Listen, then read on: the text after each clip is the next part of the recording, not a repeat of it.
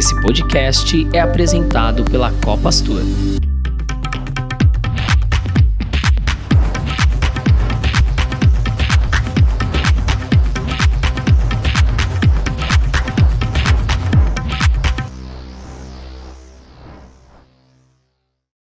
Olá, pessoal! Sejam todos bem-vindos ao voo 57 do Saída de Emergência. Eu sou a Babi e, junto com a Bruna Valúrcio, vamos conduzi-los no bate-papo de hoje. O propósito desse podcast é elevar a consciência por meio da construção colaborativa de conteúdo, transbordando para a sociedade nossas culturas e valores. Tripulantes, microfones em automático.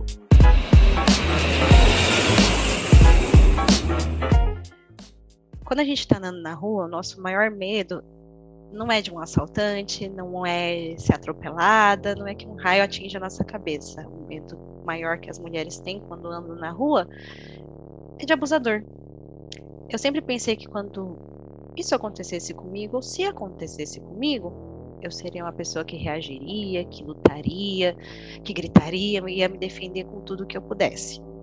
Só que às vezes as coisas acontecem de uma forma que você não esperava. A minha história de terror começa com uma história de amor. Ou quase uma história de amor, né? Quando a gente tenta refazer a nossa vida de alguma forma, a gente procura pessoas que agreguem, que nos encantem, que cuidem da gente. E foi assim que eu conheci o meu agressor. A gente teve uma amizade muito longa, muito bonita, cheia de compreensão, de conversas. Em determinado momento eu pensei, por que não me dar uma chance de ter um relacionamento novamente?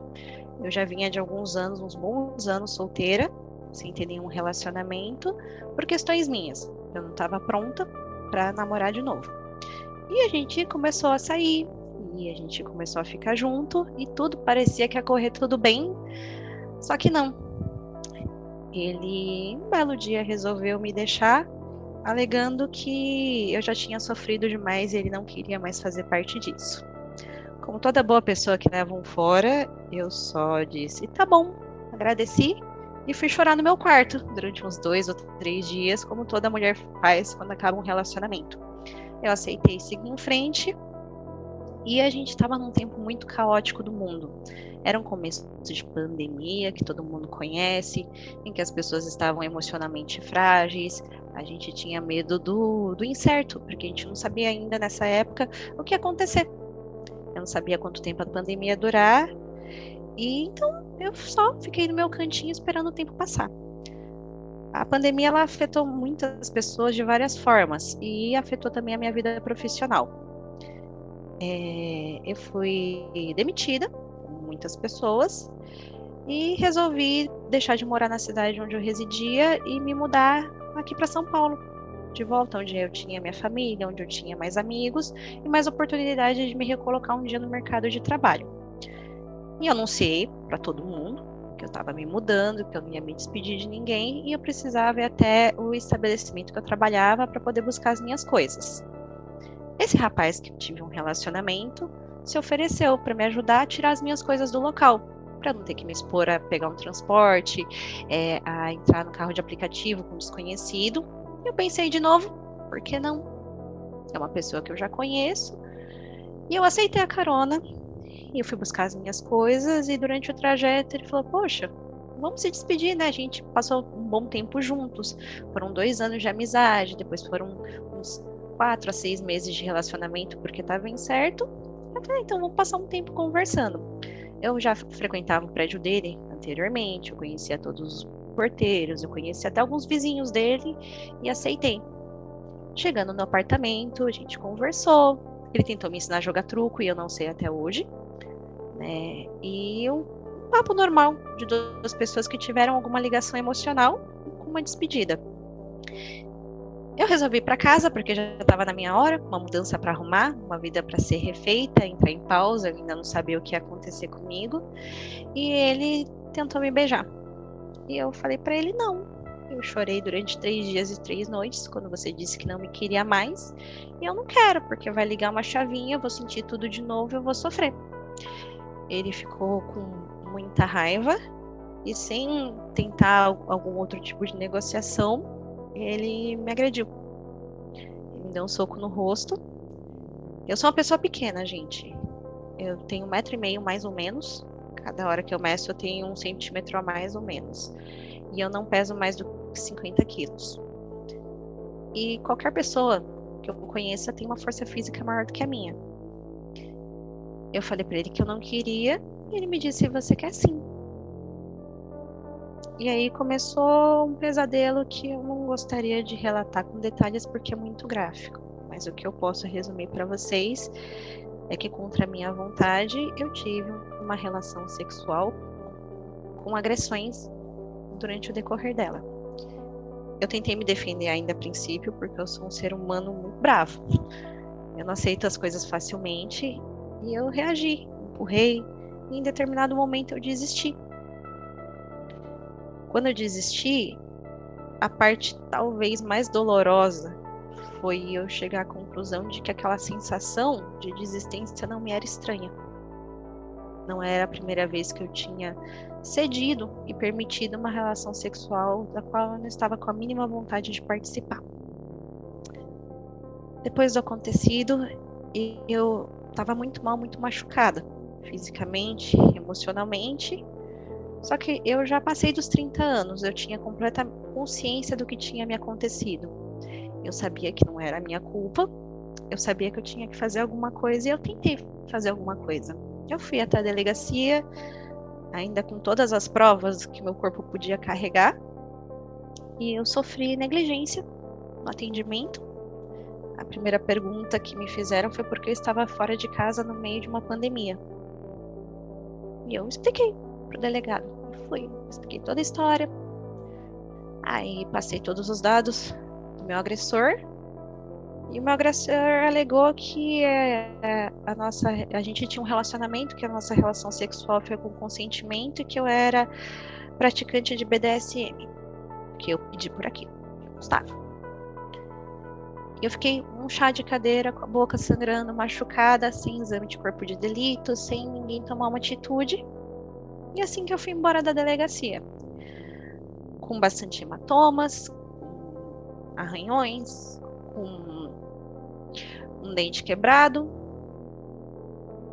e eu tive que me virar sozinha. Uma policial local me ofereceu uma carona até onde eu quisesse, se eu quisesse ir para algum hospital, para fazer alguma coisa. E aí eu fui seguir a minha vida. Eu não tinha muitas pessoas com quem eu pudesse contar na cidade, então dentro dos contatos que eu tinha, eu consegui uma dentista para me atender, mulher. Eu consegui passar no hospital com um suporte muito bom do pronto-socorro, que se ofereceu até para denunciar a agressão. Aí eu expliquei, eu acabei de tentar fazer isso. E tava aquele caos, da pandemia. Poucos lugares que prestavam atendimento de pronto-socorro, pouca mão de obra médica, poucas pessoas para atender, mas ainda assim eu fui bem cuidada. Por mais mulheres. Legal, né? E eu cheguei em casa, eu tive que contar para minha mãe o que me aconteceu. E a primeira reação de uma mãe é: eu vou matar esse desgraçado. Que é uma reação natural da mãe quando machuca o seu bebê. E eu só segurei na mãozinha da mãe e falei: não, mãe, você não é uma assassina, você não vai. Eu fui abordada pela família do meu agressor, me oferecendo uma recompensa, um incentivo para não tocar no assunto. Eu agradeci polidamente e sugeri que fizesse com dinheiro uma coisa que não é tão educada. Falei para enfiar naquele lugar. E aí eu arrumei a minha mudança, com um ponto na boca, com o coração partido, porque assim, a gente coloca a observação de que eu era apaixonada por essa pessoa. Fui por um tempo, não sei em qual momento eu deixei de ser. Então eu juntei o meu corpinho machucado, meu coraçãozinho machucado, e fui viver a minha vida.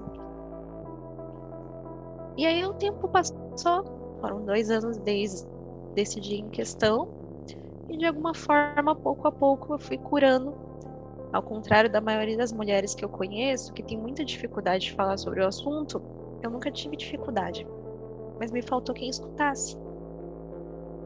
Me faltou muito das pessoas ao meu redor. Eu sou uma pessoa muito aberta. Eu procurei gente para conversar, eu procurei amiga para desabafar, eu procurei amigo para desabafar. Entre eu sinto muito e eu posso fazer alguma coisa por você, dá para contar nos dedos. Quem teve pelo menos alguma reação, sabe, amável. Eu acabei conseguindo mais acalento na internet, com outras mulheres e alguns homens que tinham sofrido algum tipo de abuso, pessoas que eu nunca encontrei pessoalmente, e que aos poucos um foi ajudando o outro a curar suas feridas, a procurar ajuda, a procurar tratamento.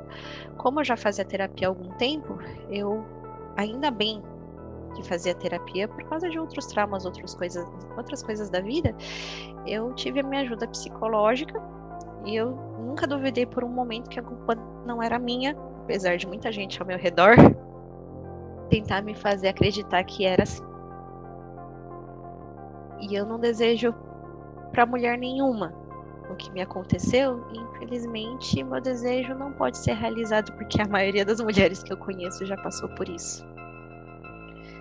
E essa é a minha história, que começa numa história de amor, termina numa história de terror, como de tantas outras mulheres daqui do Brasil e do mundo. O relato que vocês acabaram de ouvir foi da Jaqueline Campos, que viveu um caso de violência sexual. E assim como a Jaque, estima-se que uma em cada 4 mulheres acima de 16 anos afirma ter sofrido algum tipo de violência no último ano no Brasil. Mas afinal, o que é violência contra mulheres? A violência contra mulheres se constitui em uma das principais formas de violação dos seus direitos humanos, atingindo em seus direitos à vida, à saúde e à integridade física. Ela é o resultado da desigualdade de gênero. A violência contra as mulheres se manifesta de diversas formas. O conceito definido na Convenção de Belém do Pará, em 1994, define violência contra as mulheres como qualquer ação ou conduta baseada no gênero que cause morte, dano ou sofrimento físico, sexual ou psicológico à mulher, tanto no âmbito público como no privado. Além das violações aos direitos das mulheres e à sua integridade física e psicológica, a violência impacta também no desenvolvimento social e econômico de um país. E para falar desse tema com a gente, trouxemos a Priscila Pamela e a Jaqueline Campos para contribuir ainda mais com a sua luta e experiência na causa.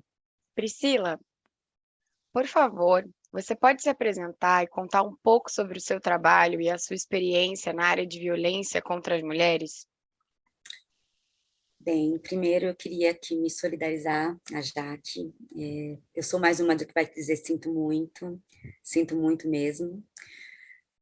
É sempre muito puxado ouvir relatos como o seu, mas vamos lá. Eu sou a Priscila Pamela, eu sou advogada criminal, estou na área há 17 anos, trabalho, enfim, com diversas práticas de crime, mas com recorte muito específico em relação a crimes contra a mulher. Então, aí eu tenho uma atuação muito firme, muito forte em defesa dos direitos e da liberdade da mulher, né? Então, eu digo que diariamente eu lido com casos como o seu, mas todos os dias eu continuo me chocando, né? Todos os dias eu continuo me sentindo doída a cada relato desses. E eu acho que é justamente por me sentir assim é que a indignação e a dor é que me faz continuar, porque é muito pesado.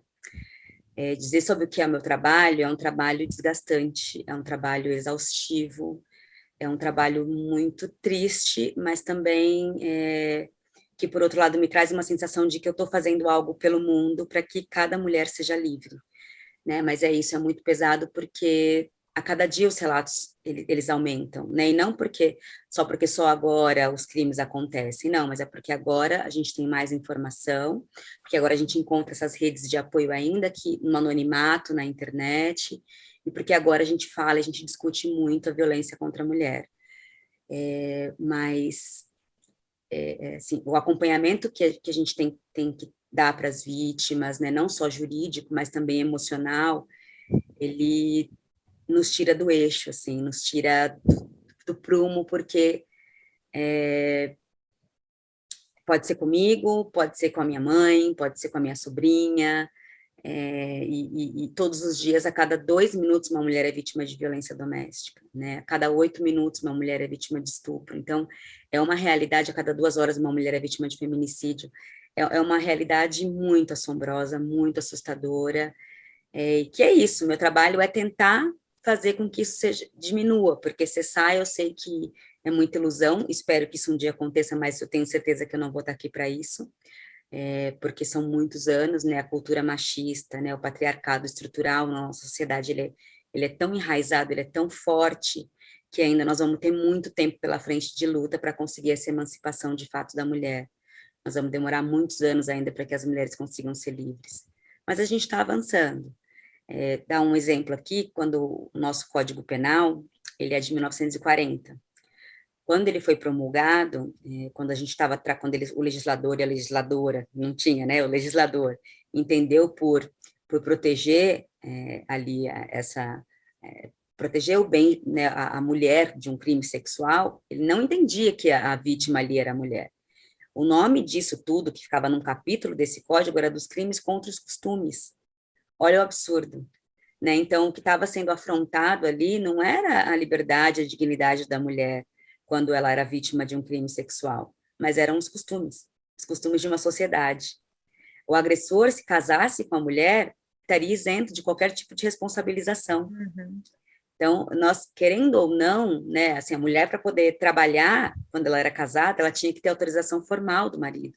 Então, a gente está caminhando, a gente está avançando, claro, a passos muito lentos, né, porque esses dados que eu acabei de dizer revelam que a gente ainda está muito atrasado, mas o meu trabalho é muito nesse sentido de que, assim, isso precisa ser consolidado para que um dia as mulheres lá na frente não precisem ter esse relato tão doído como o da Jaque. Né? Enfim, acho que eu falei várias coisas ao mesmo tempo, mas é que é isso, vai mexendo sempre com a gente, todo dia, todo dia, todo dia, e não passa, é uma sensação de incômodo que não passa, né? E é importante que não passe, porque no dia em que passar, a gente não vai mais ficar indignadas. Então, essa dor que você provoca em mim, eu acho que em todas aqui que estão nos ouvindo, é muito importante que ela siga provocando, que seja provocativa mesmo, para que a gente saia de onde a gente está para um lugar melhor, em que a gente consiga sair na rua, em que a gente consiga beber sem que por isso a gente seja criminalizada, em que a gente consiga ter ali espaços de liberdade, de poder, tal qual os homens têm, sem que para isso a gente seja vítima de algo tão atroz.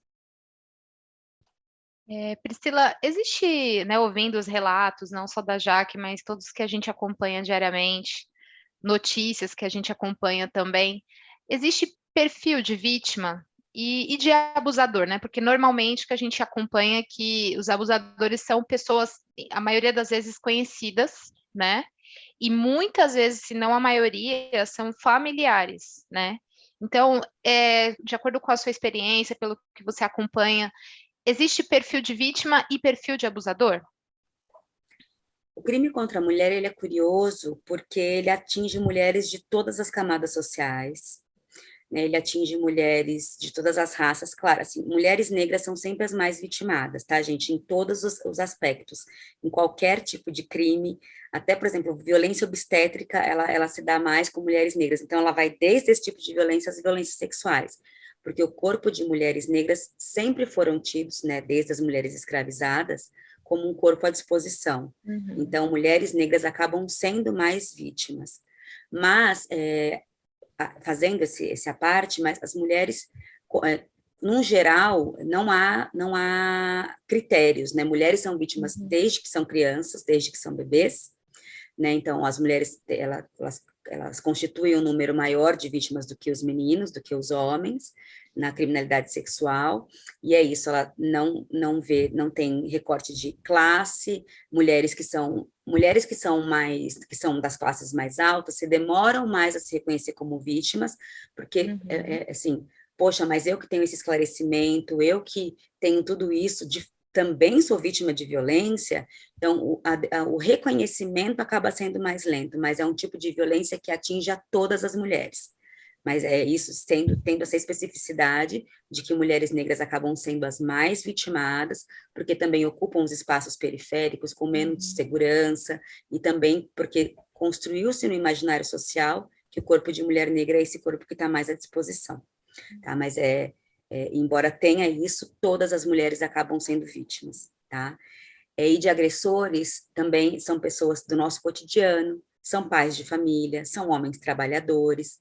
É muito triste quando a gente vê numa matéria, poxa, mas não foi isso, né? Ele é trabalhador, ele é pai de família, ele frequenta a igreja, né? Ele é um cara que contribui com a sociedade. Desculpa, são esses homens mesmo que praticam crimes, né? A gente fica construindo uma imagem de um psicopata, de um monstro que vai praticar um crime sexual ou qualquer outro tipo de crime físico, né, ou psicológico contra a mulher, mas não.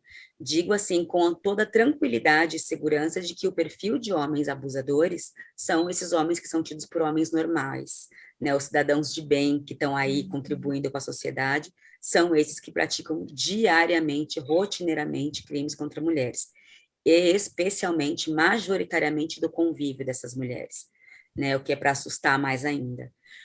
A gente precisa desmistificar essa coisa do monstro. Quem pratica crime contra a mulher é um homem machista, é um homem que acredita ter poder sobre aquele corpo, é um homem que acredita que aquele corpo está à disposição dele, que aquele corpo é objeto para a sua satisfação pessoal, que aquele corpo não tem liberdade de ter desejos próprios, que não tem poder de dizer não. Então, não é um homem monstro, não é um homem psicopata, é um homem machista. Esses são os homens que praticam crimes contra as mulheres. Doutora Pri, Pode desculpa falar. te interromper, o meu Imagina. agressor, eu nunca pensei que ele pudesse ser um agressor por causa da forma que eu sempre ouvi das pessoas, né? Toma cuidado com os homens que você se envolve, presta atenção na forma como os homens tratam a sua mãe, as mulheres ao redor. E ele era simplesmente um lorde. Tratava a mãe super bem, sabe? Todas as mulheres ao redor, inclusive a nossa amizade começou por causa do respeito que ele demonstrava, né, no dia a dia. Então, assim, como você acabou de falar, assim, um homem de bem, né? Ele tem coleção de diploma, estudou bastante, foi bem educado. A mãe dele, eu não tenho o que falar daquele ser humano, que eu sei que ela fez o melhor que ela pôde pelo filho. Eu conheci ela, né? Uma senhora adorável, fofíssima. E, assim, eu sempre pensei que o homem que tratava bem as outras mulheres, que tratava com admiração, não seria capaz de um ato desses. E eu me enganei assim. Eu também não achava que eu era perfil de vítima para um agressor. Quando criança, eu não era perfil de vítima para ser molestada, porque eu sou muito, muito fofoqueira. Sempre fui. Então, qualquer homem que se aproximasse de mim, eu já gritava, chamava minha mãe, meu pai, os meus vizinhos, meus tios, meus primos, todo mundo. Não tive nenhum agressor na minha família, que é uma estatística que eu vejo dentre as minhas amigas, que os abusos aconteceram quando elas eram indefesas, né, quando elas ainda não entendiam as coisas do mundo. Então, nunca me vi num perfil de vítima por ser extremamente barulhenta, né, e ser péssima para guardar segredo, e não aceitar ser ameaçada com aquele gênio assim, e eu também não tinha enxergado nele um perfil de agressor por causa da forma que ele agia no dia a dia, e me enganei. Eu e ele saímos das estatísticas do que a maioria das pessoas falam. Mas é porque a gente constrói um perfil de abusador muito equivocado, né? Assim, mas ele, nossa, mas tem que ser psicopata mesmo, tem que ser um monstro para fazer uma coisa dessas, e não é. As mulheres precisam se conscientizar que isso é de cultura, é cultural, e os homens introjectam ali na cabeça de que eles têm à disposição esse corpo feminino. E para isso, ele vai romper todos os limites estabelecidos para conseguir o que ele quer. E aí não tem a ver com qualquer tipo de doença. Quando a gente coloca o homem nessa condição de doente, de psicopata, de monstro, a gente tira a responsabilidade dele, que a gente está adoecendo essa pessoa. Ele não é um doente. Ele é um homem muito capaz, assim, por vezes muito inteligente, destacado. É isso que está ali fazendo bem para a sociedade, mas que também é machista, que também está sujeito à prática de crimes. A gente precisa humanizar essas pessoas, porque eles são seres humanos e que cometem crimes. Então, a gente idealiza muito, né? Esse cara é bonzinho, trata a mãe bem. Claro, a mãe não vai ser objeto de desejo dele. Então, em não sendo a mãe, vai ser outra. E a mãe ele pode respeitar, mas ele não vai respeitar o teu corpo, porque é o teu corpo que ele está desejando. E é o teu corpo que recusou, e é o teu corpo que... ele não aceita a recusa, porque, veja, mulheres são objetos que precisam estar à disposição para a satisfação do desejo do homem. E quando você diz não, Não importa, você tá fazendo charme, tá fazendo de difícil, no final das contas, tudo que você queria era isso mesmo. Então, eles vão fazendo vários caminhos para chegar a um objetivo que eles querem, que é ter à disposição corpos femininos. Então, é muito importante que a gente desmistifique essa figura do homem como um homem. Não, mas ele não pode ser capaz de fazer isso. Afinal de contas, olha como ele é bom filho, olha como ele é estudioso, olha como ele é dedicado, pouco importa. A cultura que nós fomos criados, que nós reproduzimos, é uma cultura machista. E os homens precisam se remodular, se reconstruir como homens que não sejam mais ali voltados para essa cultura de disposição de corpos de mulheres, para que então a gente consiga chegar em homens que não reproduzam tantas e tantas condutas violadoras, né? Mas é isso, todos os homens são sujeitos, gente. É muito, assim, homens que estão se desconstruindo são poucos. É uma tarefa diária. Mães, assim, que estejam nos ouvindo, que tenham filhos meninos, cuidem para os seus filhos, ensinem os seus filhos para que eles não sejam... Ai, que bom, Jaque. Para que os seus filhos não reproduzam essas estruturas machistas, porque senão ele também é mais um que vai estar ali sujeito, né, que vai ser mais um homem sujeito a essas práticas, porque a compreensão é completamente distorcida do que é consentimento, do que não é consentimento, do que é querer, do que não é querer, do que é liberdade, do que não é liberdade. Isso foi quase um abraço.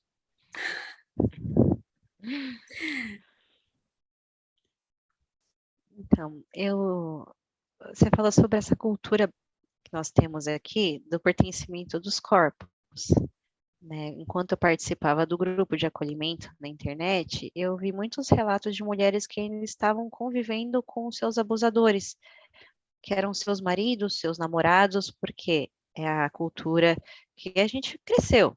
Quando você conhece um homem, se você não dá para ele o que ele quer em casa, ele vai procurar na rua, porque você é casada, você tem que cumprir com as suas funções de esposa, né, de namorada. E elas relatam muito que é constante, elas não terem vontade de se submeter a uma relação sexual e acontecer.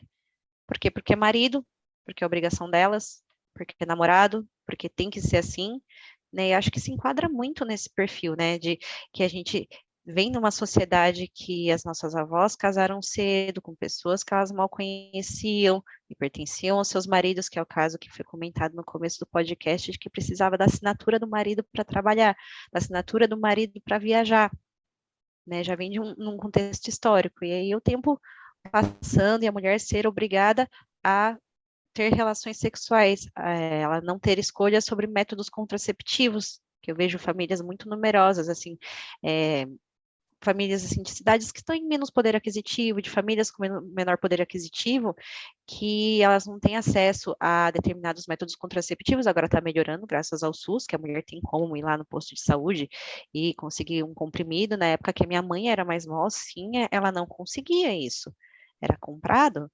Ela não teve a optativa em alguns relacionamentos dela mesmo a utilizar preservativo. Os homens ficavam revoltados, e ainda tem até hoje em dia, e eu sou solteira há um bom tempo, tem homem que ele se recusa a usar preservativo, ele não quer, né? Então, eu vejo que esse quadro do abuso, ele está muito mais presente depois que eu conheci até essas outras mulheres e fui ouvindo mais o que elas tinham a me dizer, que o abuso, ele acontece no dia a dia, acontece no relacionamento, a gente tem que lutar pelo nosso poder de escolha, do dizer não. Não, eu me recuso a não usar um método contraceptivo, eu não quero engravidar, eu não quero ficar doente, eu não quero dizer nada com isso, eu só não quero, então eu vou me prevenir. Eles encaram isso como uma afronta. Então, você quer dizer que eu tenho alguma coisa. Então, você quer dizer, né? Então, assim, é sempre assim em cima da gente. A gente não tem o poder da recusa e tem que ficar com toda a responsabilidade. Isso é muito difícil de lidar. Aproveitando até já que essa sua fala, né? A gente vai analisando todos os relatos e lembrando de tudo que a gente, como mulher, né, já tivemos, infelizmente, a oportunidade de de ter a experiência, né? Acho que todo mundo, toda mulher, se parar para pensar, vai lembrar de alguma situação que já vivenciou, e às vezes não exatamente da violência em si, no sentido da violência física, né? Da agressão, como foi o seu relato lá no começo, mas tem diversos tipos de violência que podem existir contra as mulheres, né? Que existem. Priscila, você pode falar para a gente quais são os principais ou quais são os tipos de violência que se enquadram dentro disso? Que muitas vezes até a mulher não tem conhecimento ou ela até se sentiu violentada de alguma forma naquele momento, mas nem passou pela cabeça dela de que ela estava vivendo um tipo de violência contra a mulher. A Lei Maria da Penha, ela é um marco nosso muito importante, né? Eu estava falando, comecei a falar do código que era de 40, que tinha essa observação, e a mudança, gente, pasmem, vem só em 2009, quando então se muda ali para poder inserir que é dos crimes contra a dignidade sexual e a liberdade sexual, né? Então nós demoramos muito para isso. E aí nesse meio termo, né? Então a gente vai avançando. Em 2006 vem a Lei Maria da Penha, que é uma lei que ela é tida pela comunidade internacional como uma das leis mais completas, né, de proteção à mulher. Ouvindo o relato da Jaque, me entristece muito, porque é muito comum que essa violência institucional a que as mulheres estão submetidas, que é não aplicar de forma correta essa lei, porque a lei ela é tão perfeita, né, assim, quer dizer, perfeita não, porque perfeição é um pouco demais, mas ela é muito completa mesmo, e se bem aplicada, nós já teríamos avançado muito. Então, essa lei, ela quebra marcos, porque ela traz não só a violência sexual, que é essa que nós olhamos, e para a gente é muito clara de ser reconhecida, e não só também a violência física, né? Então eu tomei um murro, eu sei que eu fui agredida. Nossa, mas eu fui xingada, mas isso é ser violentada? Mas peraí, não. Então a lei ela traz ali, né? Ela traz a violência sexual, ela traz como espécie de violência a violência física, ela traz como espécie de violência a violência moral, ela traz como espécie de violência a violência psicológica. Quantas e quantas mulheres eram vitimadas diariamente de forma, né, por meio do seu psicológico, e até há pouquíssimo tempo não podiam reclamar porque não tinha uma previsão legal de violência psicológica. A violência patrimonial é uma outra violência que muitas mulheres estão sujeitas há muito tempo, né? Assim, que são essas mulheres que são arrimo, que acabam ali tendo que ser responsáveis por toda a casa, por toda a família, que tem um homem que fica ali controlando o dinheiro que ela mesma recebe, né? Então, tira cartão de crédito, administra as finanças dessas próprias mulheres, ela está ali sendo violentada no seu patrimônio, né? Na sua produção, na sua produtividade.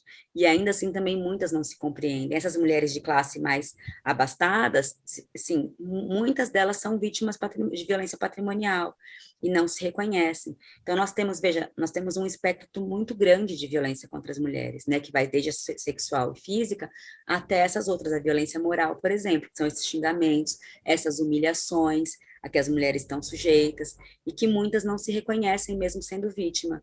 Então, mas espera aí, né, gente, ela levou um monte de porrada, eu só fui xingada, eu vou lá na delegacia, não tem nem cabimento. Sim, vai sim, e se for também, se tiver ali sido destratada, se não tiver tido o acolhimento necessário, precisa também denunciar, porque também é uma violência reproduzida pelas instituições que tem nome, que é violência institucional, e que agora tem crime para isso. Antes também, vejam, a legislação ela vai se aprimorando a cada dia que as mulheres denunciam, porque vai se entendendo as lacunas, né?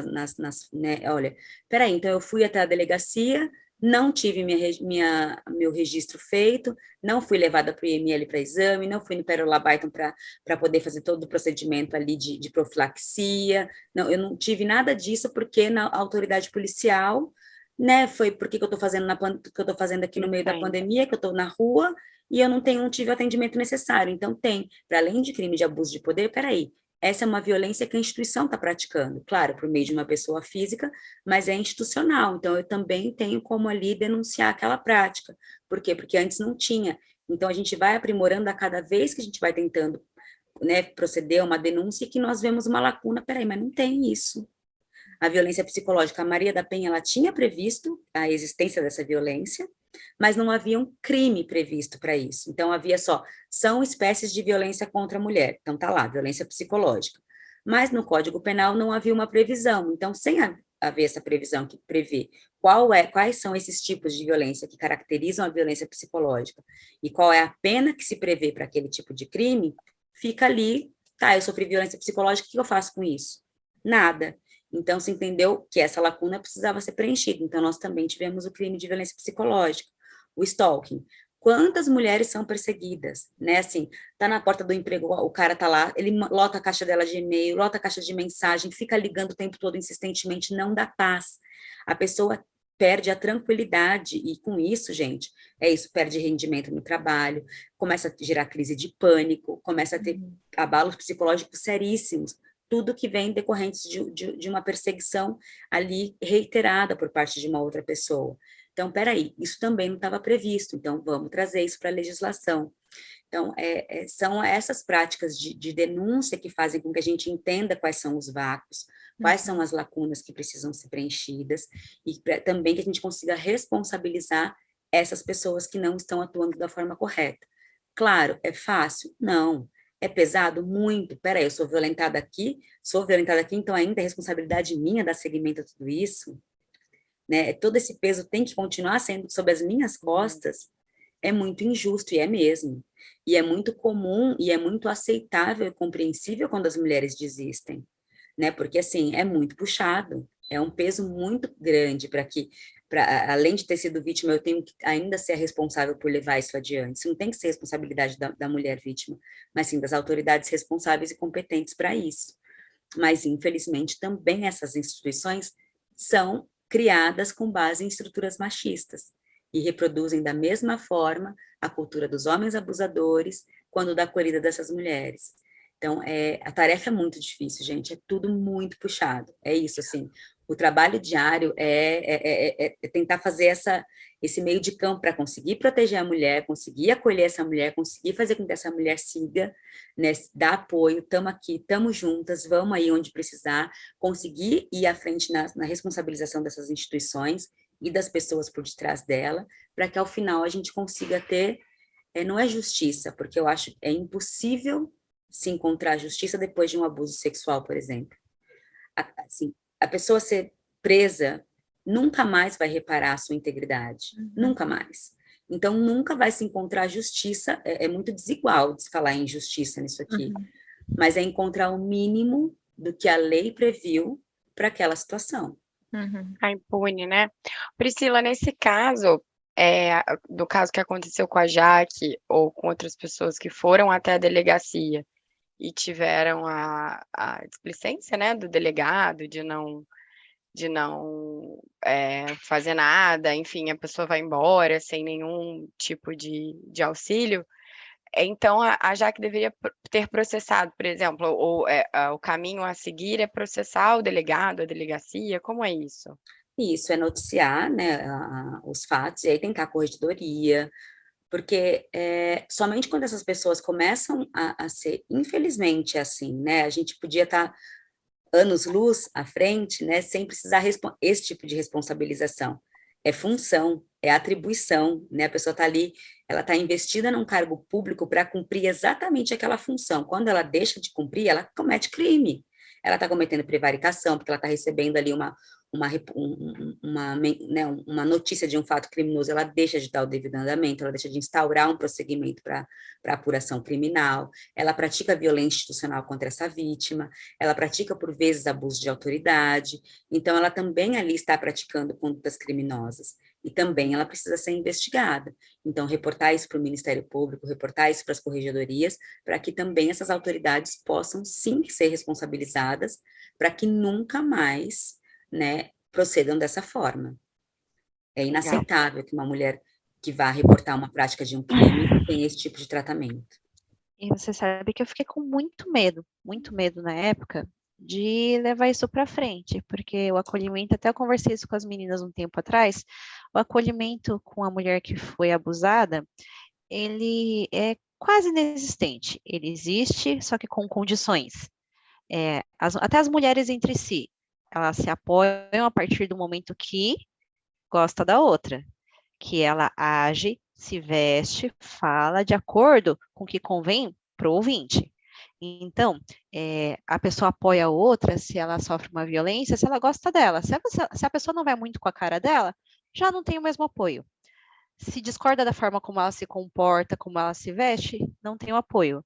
O que eu ouvi de várias pessoas que eu convivia e não convivo mais, porque eu me dei o total direito de parar de falar com todo mundo e virar a cara para todo mundo, que me negou o colo, né? Eu só queria o colo, um apoio, sabe? Não, vai atrás disso sim, denuncia sim, por quê? Sempre entrou em questionamento o meu comportamento, entrou em questionamento porque eu tinha colocado ele na minha vida, entrou em questionamento porque eu gosto de ir no barzinho, entrou em questionamento porque eu era separada, entrou tanta coisa em questionamento, a única coisa que não foi tanto colocada em questão foi a agressão. Eu entendo porque as mulheres não denunciam, eu entendo quando elas não vão atrás, porque muitas vezes as pessoas simplesmente não acreditam na gente, acham que não foi tudo isso, sabe? Eu vejo, me preocupo muito, no caso com as crianças principalmente, porque eu, sendo uma adulta, tendo voz, tendo posicionamento, sabendo até gritar e bater boca, e eu não consegui o apoio que eu precisava, pensa uma criança, para mim, assim, menor de 18 é criança. Uhum. Para mim, até menor de 21 é criança ainda, porque eu não tinha maturidade nenhuma aos 19, 20 anos. Eu não sabia nada da vida. Então, assim, a gente precisa, como sociedade, começar a escutar e acolher mais, independente da imagem que a pessoa passa, independente das escolhas que ela faz, enxergar a vítima simplesmente como uma vítima. Porque eu fui muito desencorajada a levar isso para frente pelas minhas próprias ex-amigas. Eu fui desencorajada a levar isso para frente até com consultoria jurídica que eu fiz. Ah, isso não vai dar em nada, você não vai conseguir nada, você vai conseguir no máximo um tiro na sua cabeça. Né? Existe aquela ameaça, sabe? Aquela onda de medo. Ah, mas não vão acreditar mais em você porque foi semana passada. Não vão mais acreditar em você porque vocês dois tinham um relacionamento. Não vão acreditar em você. Assim como pessoas que conviviam com o casal em si. Ele fez isso com você. Ah, não, você está exagerando. Eu vi isso de uma mulher. É muito mais doloroso. Quando a gente escuta isso de um homem, você fala, beleza, é isso. Eu já esperava. Não ter acolhimento por parte dos homens, a gente já espera. Né? Mas não ter acolhimento por parte das mulheres que nos cercam, eu fico chocada que eu tive mais acolhimento das pessoas que eu não conhecia. As enfermeiras do hospital, aquela PM que me deu uma carona, outras mulheres que eu conheci pela internet, as meninas aqui, né, que eu convivo hoje em dia no meu trabalho, que me deram um apoio emocional maior, falaram, você quer falar sobre isso? E foi a primeira vez que eu fui ouvida, 2 anos depois, por alguém que não fosse a minha mãe, foi a primeira vez que eu de fato fui ouvida. É um assunto doloroso, só que para as mulheres que passaram por isso, não, elas não conseguem falar, principalmente porque a nossa cultura, até dentro do convívio das mulheres, não permite isso. Corta, julga, aponta o dedo, condiciona o seu perfil de vítima por causa do seu comportamento. Né? Então, é difícil, assim, é muita coisa para desconstruir. Se eu tivesse uma Priscila naquela época, talvez eu tivesse ido atrás, mas eu não tinha ainda uma. Né? E hoje em dia o que eu tento fazer é só dar para as pessoas o que eu não tive. Se eu escuto uma menina que fala para mim, aconteceu comigo uma coisa quando eu era criança, eu posso não ter um bom relacionamento com aquela pessoa, eu falo, quer conversar sobre isso? Quer procurar ajuda? Não quer falar comigo? Você quer procurar ajuda de alguém? Eu te ajudo a procurar ajuda. Né? Porque não acreditar em mim, 30 anos, e eu fico vendo todas as meninas que eu convivo, né, que falam assim, é um assunto para mim que é delicado, eu já passei por alguma coisa quando eu era criança, mas eu não quero falar sobre isso. A gente não quer falar sobre isso, geralmente, porque a gente não é ouvida. Você está falando uma coisa muito importante. Os tribunais entenderam, pacificaram o entendimento, e eu estou fazendo aqui, quem só estiver ouvindo não vai conseguir ver o gesto, que é entre aspas, de que em crimes praticados, né, ou crimes de violência contra a mulher, precisa ser dada especial relevância para a palavra da vítima. Por quê? Porque são crimes que acontecem, em geral, na clandestinidade, ou dentro de casa em que não há presença de testemunha, né? E ainda que seja na rua que pegue alguém, também é o agressor e a vítima, né? Em ruas escuras, no meio do mato, não tem ninguém para presenciar. Então, se a palavra da vítima não puder ser o que mais dá credibilidade para aqueles fatos, a gente não vai conseguir nunca a responsabilização dos autores. qual é o problema? É que a gente parte de um pressuposto de presunção de mentira da vítima. O mundo está muito louco, né? Assim, a gente parte de uma ideia de que a mulher está mentindo, de que ela está exagerando, de que a mulher está descompensada, de que mulheres que denunciam, qual é a defesa de homens? É dizer que elas são loucas, que elas tomam um remédio controlado, que elas são desequilibradas, que elas são mentirosas, que elas não se conformam com o término do relacionamento. Sempre são tentar diminuir a credibilidade de mulheres para que eles consigam se defender. Então, eles não se defendem, eles só atacam a mulher para que eles possam ali, de alguma forma, convencer as pessoas de que eles não poderiam praticar aquilo.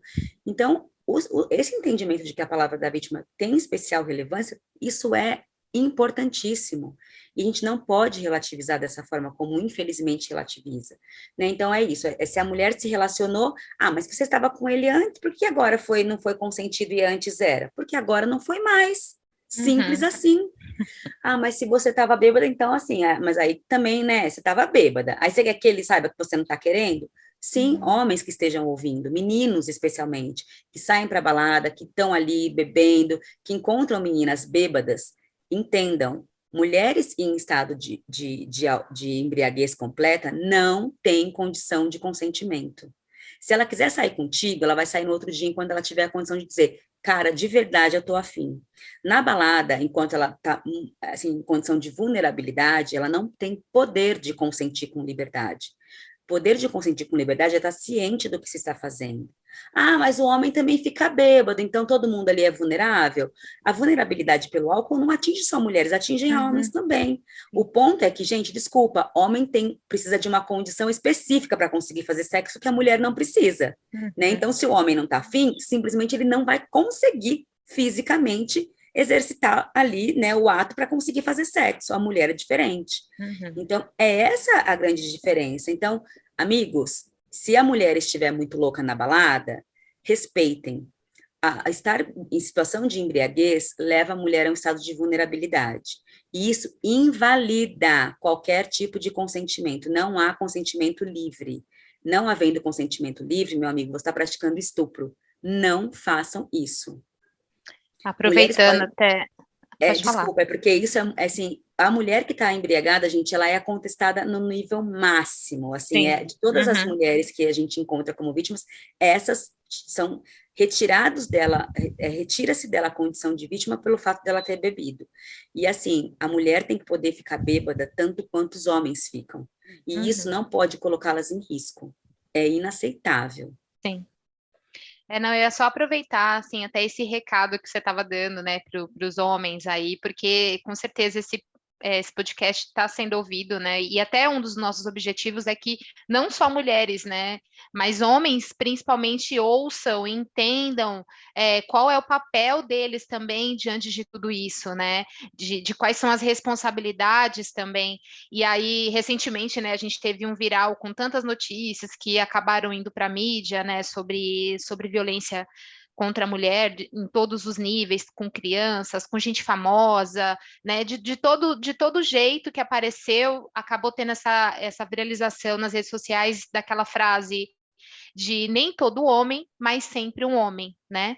E aí, considerando isso de que a gente está tentando alcançar homens também, eu como mãe de 2 meninos, eu tenho um filho de 7 anos, eu tento sempre trazer essa análise, né, e essas condições do mundo para ele, e agora eu estou gestante também de outro menino, até quando eu descobri, falei, nossa, ainda bem, até foi um alívio, né, no sentido de, porque tá tão difícil ser mulher nesse mundo, né, e aí eu até falei que é a minha missão de retransmitir isso e tentar trazer homens melhores para esse mundo, né. Mas voltando para a história do homem, daquele que está ouvindo a gente aqui, que está assistindo, o que a gente deve esperar, né, do gênero masculino quando esse grupo presencia algum tipo de comportamento violento contra uma mulher, né?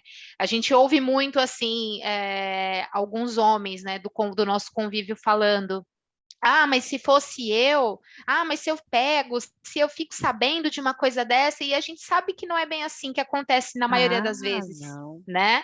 Não Aí, pegando a história lá do acolhimento que a Jaque mencionou, sobre de que ela já esperava que o comportamento dos homens fosse esse, né? A gente e assim, que fique claro que aqui não é nenhum tipo de linchamento contra homens, mas é uma questão de conscientização mesmo, né? De como que a gente deve, como que vocês, homens, devem agir nessa situação, como que vocês analisam isso?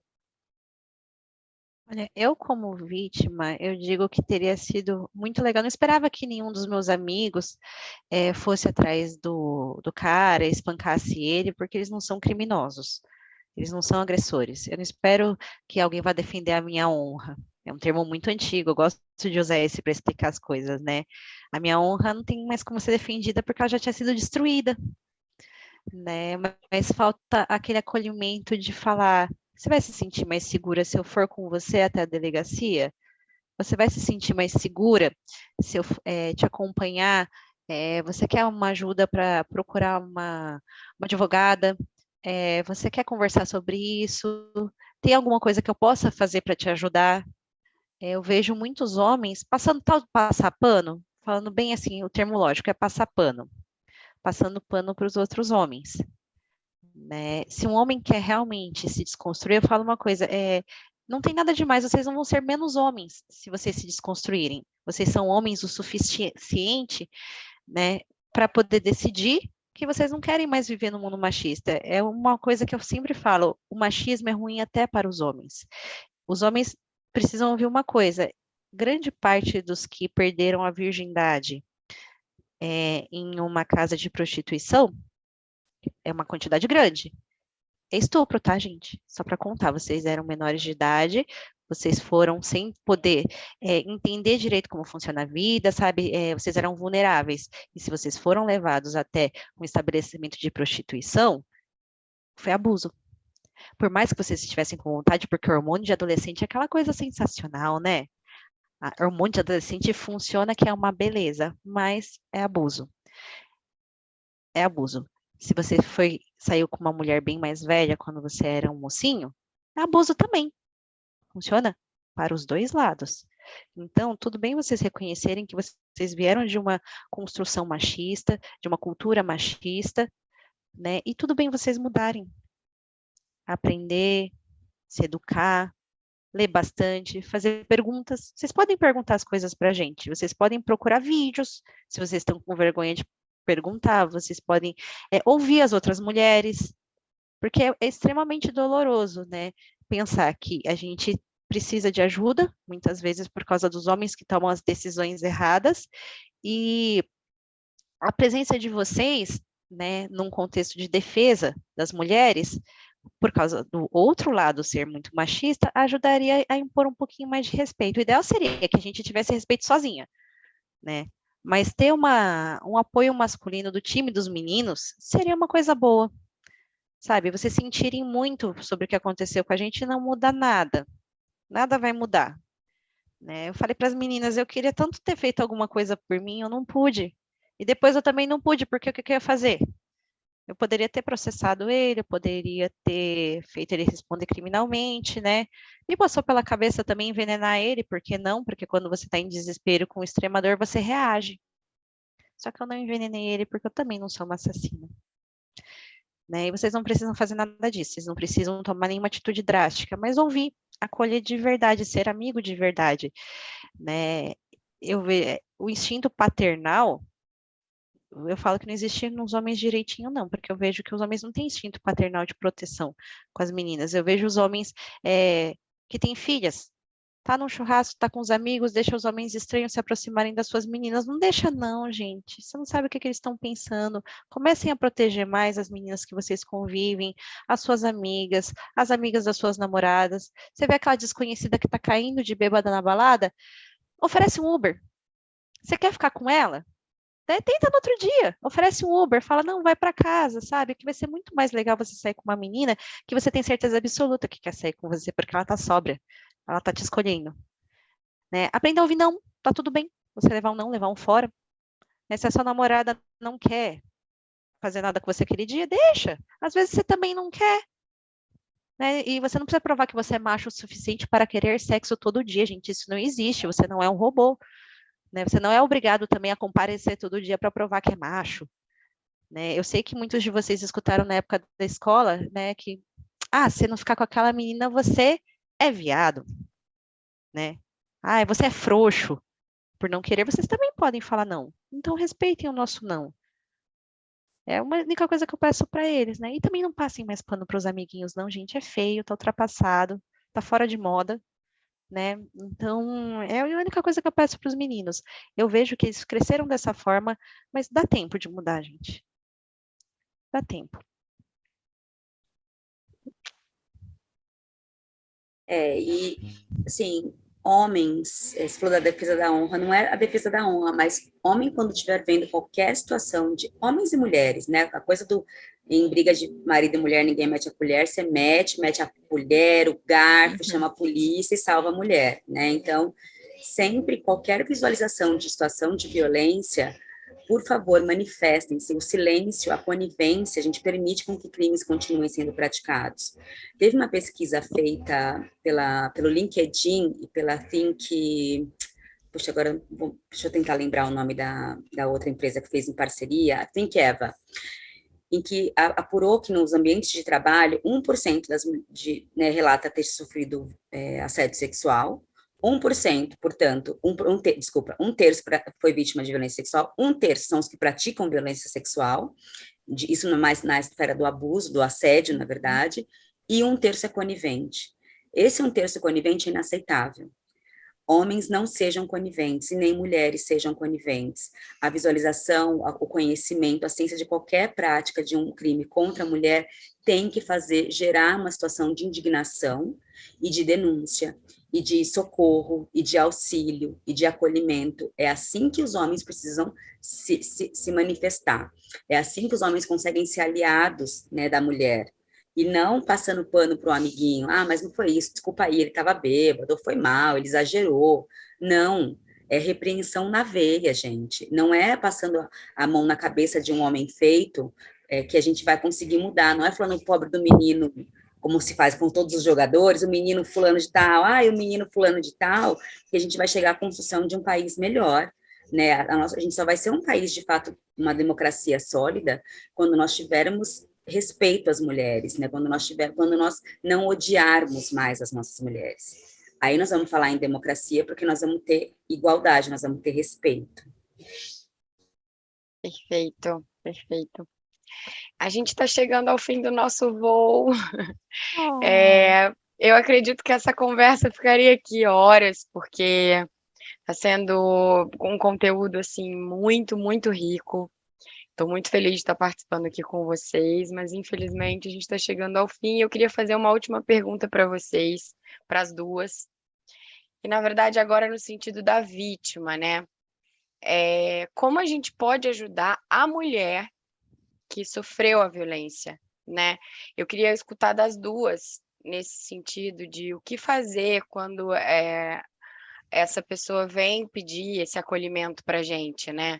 E relata o que aconteceu, enfim, ou que a gente presencie, ou que alguém peça a nossa ajuda, né? O que a gente pode fazer com essa vítima? Olha, se você é amiga de uma pessoa, parente, e acabou de acontecer, primeiro segura na mão dela que ela não está nem aguentando ficar em pé.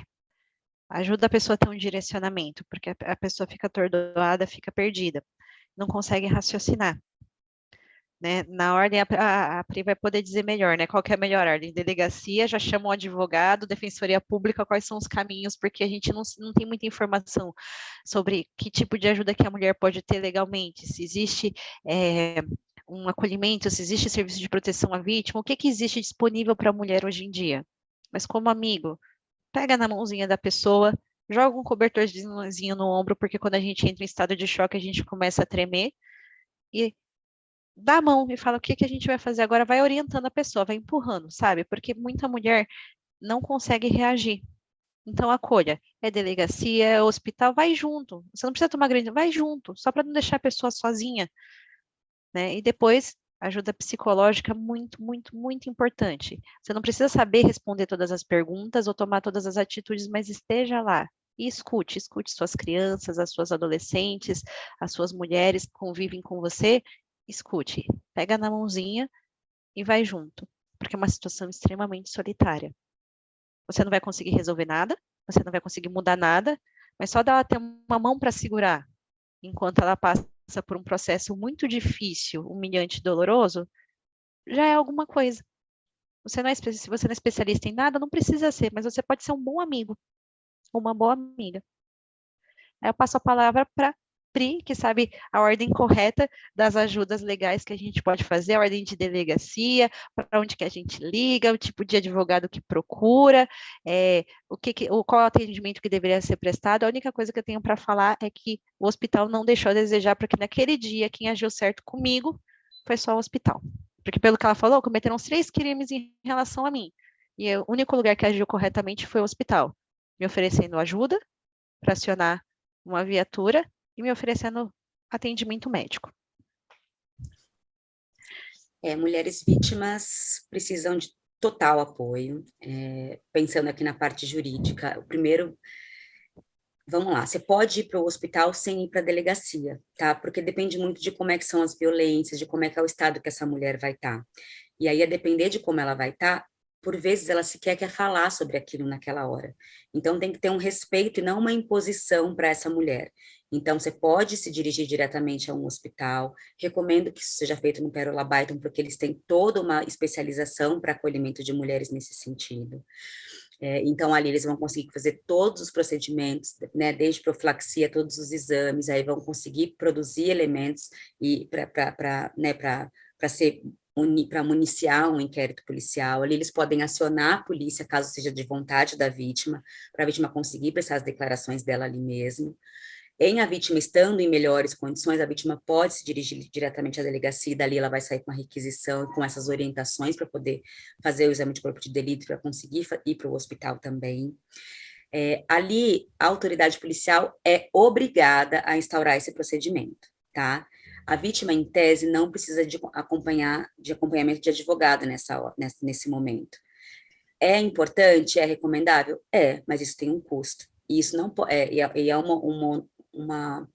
um custo que é oneroso, né? Então, a vítima está ali sensibilizada e não poderia ser, isso deveria ser automático, ela deveria ter, com toda a tranquilidade de que ela indo à delegacia, ela indo ao hospital, ela teria todos os procedimentos realizados com tranquilidade.